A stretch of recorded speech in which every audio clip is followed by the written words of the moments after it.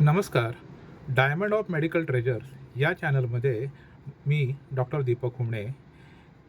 कालच्या भागामध्ये आपणाला सियाटिका म्हणजेच आयुर्वेदिक नावामध्ये त्याला गुरुद्रस्य असं म्हटलं जातं, या आजाराबाबत माहिती सविस्तरपणे देण्यात आली.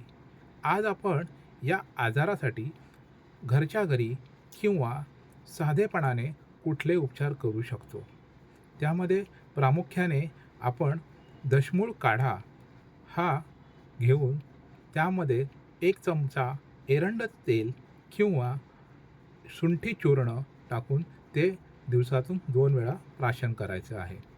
तसेच त्रिफळा चूर्ण 1 चमचा रात्री गरम पाण्यासोबत झोपतेवेळी घ्यायचं. त्याच्याशिवाय जर निर्गुंडीची पानं आपल्याला मिळाली किंवा शिगृपत्र म्हणजेच आपण जो शेवगा म्हणतो त्या शेवग्याची पानं जर मिळाली तर ती पानं कुटून बारीक करायची आणि त्याचा शेक घ्यायचा. याने वेदना कमी होते. तसेच आहारामध्ये जर आपण बाजरीची भाकरीचा समावेश केला तर त्याचाही योग्य प्रकारे आपल्याला उपयोग होतो. कारण बाजरीमध्ये मॅग्नेशियम, फॉस्फरस, कॅल्शियम यासारखे घटक असतात. त्यामुळे हाडं मजबूत होतात.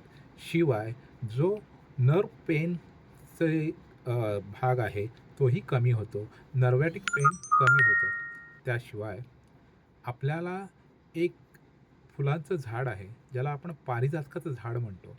त्या पारिजातकाच्या झाडाच्या पानांचा उपयोग गुरुद्रसीमध्ये चांगल्या प्रकारे होतो. त्यासाठी आपण पारिजातकाच्या सुकवलेल्या पानांचं चूर्ण सकाळी 1 चमचा आणि रात्री 1 चमचा जर गरम पाण्यासोबत घेतलं तर त्याने चांगल्या प्रकारे आपल्याला आराम मिळतो.